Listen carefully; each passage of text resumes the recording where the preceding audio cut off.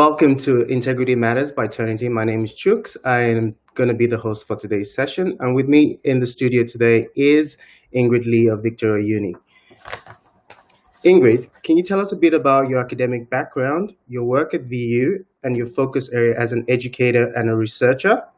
Thanks, Chuck. Thanks for inviting me to share my story around academic integrity and assessment and all those sorts of things at VU. So I've returned to working at VU. I've been there about 4 years and I work as a teaching-focused academic. I did start working at VU about 19-something years ago, a really long time ago. And most of my work at the moment is focused on the development of a program called Secondary Specialisations. And so I'm the key academic who has been involved in designing a set of 4 units and innovating on our pedagogy and designs for that program. Great. Just thinking about the current pandemic, I'm very curious to hear how VU has pivoted and most importantly, managed supporting staff and students and moving into this current climate of remote learning. What's been your experience and how has VU handled this? Well, I'm going to talk from my program level because I can't talk for every single program that's offered at VU. The one thing I can say in summary about our approach, though, is that we run a unique program focused on block learning. So because of that, I feel that that's been quite a strength in supporting the students through the COVID pandemic space. We do have some programs in the postgraduate level that are still operating at a 12-week program. And I'm currently working in those as well. But once the pandemic started, I was already working in block. So that means we do 4 weeks of classes focused on one subject at a time. They get all their assignments done within that 4-week period, and that unit's delivered. It's done and dusted. So during that time, what I noticed in terms of the changes that we had to make in our program was actually very little. Our assignments in my units didn't need to change significantly. Our core program needed just a little bit of tweaking here and there in terms of the structure that we approached. And so what we looked at was some whole Zoom class activity that ran for 3 hours. The whole unit runs for 3 hours by 2 classes a week for 4 weeks. So we did 1 hour of whole Zoom class, followed by some student breakout stuff. So we just blocked all of our LMS program into those modules. And then we had some return back to work on the assessment. Now, the beauty of working in the block during this time is that we were able to have a much more faster pace of reflective practice. So we could see what was and wasn't working and make amendments for the next unit so that we could improve the student experience, improve our experience of working in that space. I'm I have a background in delivering and designing online schooling. So for me, this wasn't new, but for a lot of our colleagues, it was. But that process of having the block model allowed us to, like I said, make those improvements a lot more quickly. And I think also, given the nature of the secondary specialisations, which is what I work in, we have quite innovative assessments to start with. And a lot of the assessments are assessment as learning, a lot of formative assessments. We don't do exams, we don't do lectures. Actually, in all of our program, we don't use slides or PowerPoint either. That's good. So. Yeah, that's amazing. That's really good to hear. And I'm just going to piggyback on the idea of formative assessment because I think that's one of your core expertise. And are you able to share some best practices or lessons learned in the design and administration of formative assessments from your experience? It could be what's currently happening at VU and what you've learned from literature. In terms of designing formative assessment, one of the strongest points is how you structure the pedagogy behind it. So it's really understanding, what is my focus? And for us being in teacher education, I work in initial teacher education programs. there is something about, the key areas of social constructivism, which is something that took a little bit of a side turn once we went online, but we were able to regain that space back in redesigning our third units. It also focuses on experiential and embodied learning. And even though we're not physically face-to-face anymore, the focus of our assessment design and the practice in class is one that models the way in which they need to work in their profession.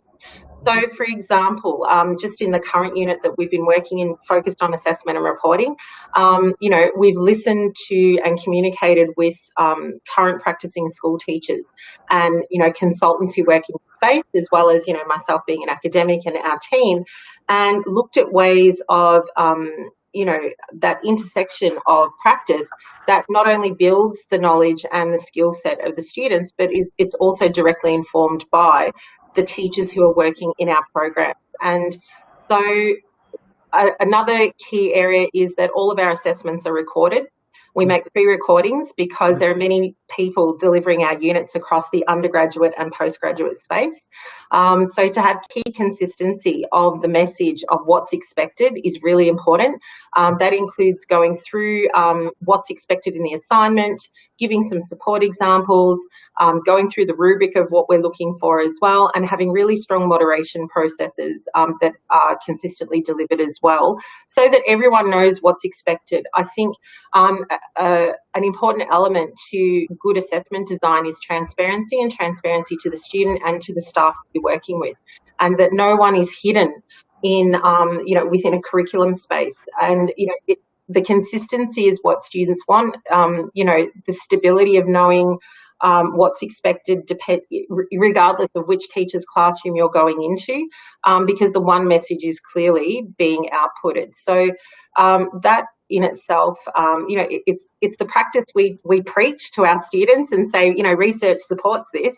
Well, we're actually doing it. And I think having that approach is probably one of the strengths of our program.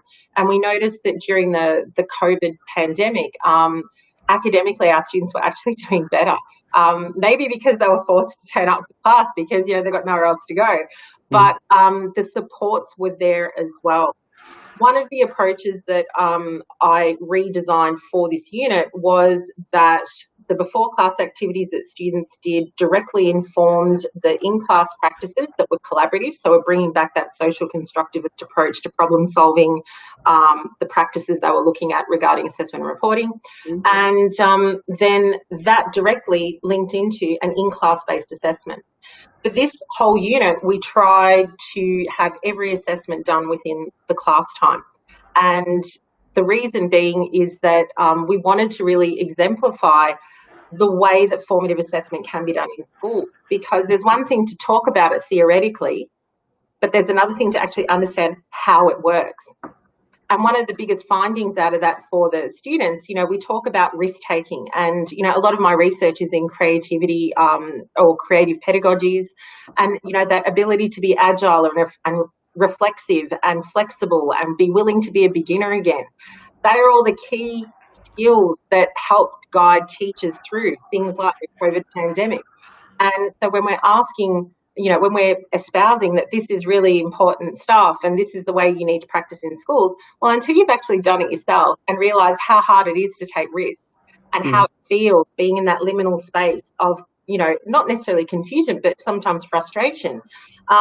When you understand that and the teacher takes the risk, us as well, knowing that the students are going to feel like this, that's an important part of the learning process. And if we really value formative assessment, we need to actually be modelling it as part of the students' learning. And I think that's been the key strength of every one of our assessments in this suite of programs that I've designed, that enable students to really understand what is the learning outcome, not only for myself as a student becoming a teacher, but what's this going to look like for my student. I'm also going to just do a little bit of a stretch here, because I'm trying to understand if and how did technology play an impact in the core aspect of formative assessment, which is the feedback.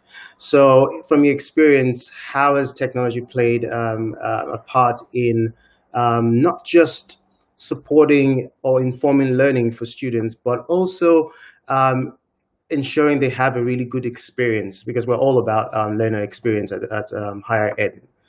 So what's been your experience? So there's a couple of things that I can respond to with that. Firstly, the students are used to using an LMS system. They obviously use Turnitin as part of their check-back framework to make sure that their work is not breaching academic integrity, and those sorts of things.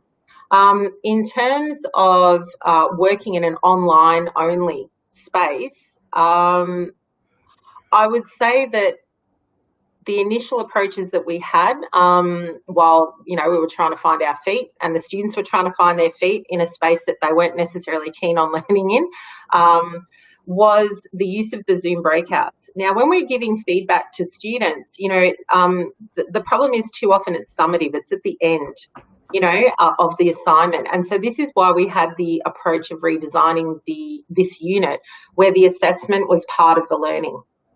And so the feedback we were able to give was immediate. So the students would go away and do their stuff collaboratively. They had preset modules with videos and things.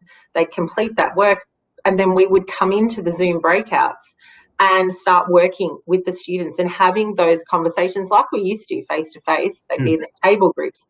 But we were able to then come in and do our teaching. And so that was a really important part of it. This is why we don't use lectures and slides so much in our particular unit. So I'm not saying that that's typical of other courses at VU, but in our program, in order to understand and design that formative assessment, you need to understand how feedback works exactly. And so it's about teaching the students to listen for the meta language, to look at the types of feedback pertaining to the specialisation that they're working in, so that, you can see as the teacher whether they're learning. There's that diagnostic observational type of assessment that you're doing. But it was also not only through the discourse or that substantive discourse that we were having with the students, it was also about using some different digital tools to help enhance that. So, for example, I would use things like MindMeister or mapping tools, mind mapping tools. I'd use other thinking tools like PMI, KWL. These are things that students will use in schools, but they are also things that still transfer across to university level just as well. And they're really good ways of us being able to see how much the students are cottoning onto. I can then screenshot it, upload it, and they've got that map, a conceptual map of where we're at. So when you're designing assessment that's formative, you've got to have lots of ways of seeing how the students are learning, so that by the time they get to completing the assessment, you pretty much know where they're at, and they've already gotten the feedback through the learning process rather than at the end, which is what we typically do at university. And, and we do that a lot in schools as well. So, if we want to make change to the way that students learn and the time it takes, I think that's probably been the hardest part about learning online, is that it's a bit slower than the pacing, and trying to capture that dynamism again of that teacher-student relationship. It's about re-establishing that ecology of practice. And so, having that ability to have that energy come across, I think, is really important, as well as helping the students be able to construct the type of learning that needs to be communicated in an online space, because it is different. We're looking for different cues now. And, for a lot of my students, as I'm sure there are at other universities as well, a lot of them don't want to have their cameras on. In one set of programs, they have the cameras on, and in the undergrad, they don't. They're all off. And so I've just said to them, that's okay, and I get it. For lots of reasons, it's fine. But I need a couple of mics on so that I'm not just talking to nothing. I need a bit of feedback. I need to be able to hear something. But it's having... it's realising the pacing of learning that happens, and being able to make those cumulative progression points through the learning, which is the strength of formative assessment. When we only do summative work, it limits the progression points of actually seeing how the students are learning, and being able to piggyback backwards and forwards into other units of ours that are designed as a sequence, but be able to go, oh, remember when you did this? Well, we're building on this part now. And so it's really helping shape and construct the learning for the student. And I think in this online space, we've had to do that a little bit more, mainly because students are used to being in a more blended face-to-face learning environment. And so it's just relearning the cues, We've come to the end of part 1 of our conversation with Ingrid Lee on formative assessment, design, and its practice in the digital learning space. We look forward to continuing the conversation in part 2 of the series with Ingrid.